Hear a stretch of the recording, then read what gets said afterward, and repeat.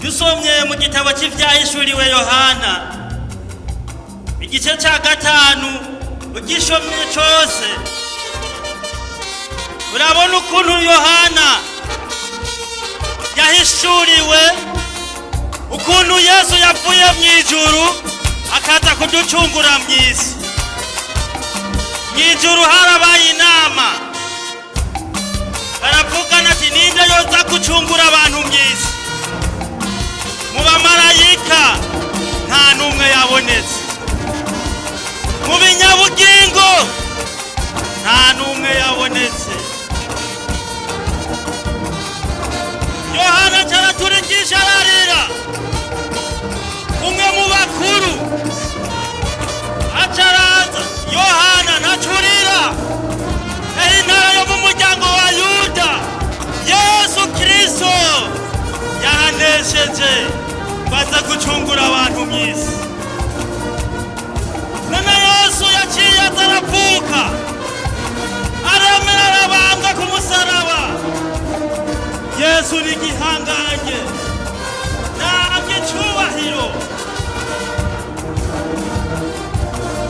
Birashoboka ufise ikibazo, Yesu ni igihangange, yaranesheje, ntabwo icubahiro. No mw'ijuru tuzoshikayo kuko Yesu ni igihangange, ntabwo icubahiro mw'ijuru no mw'isi. Yesu ni igihangange, Yesu ni igihangange.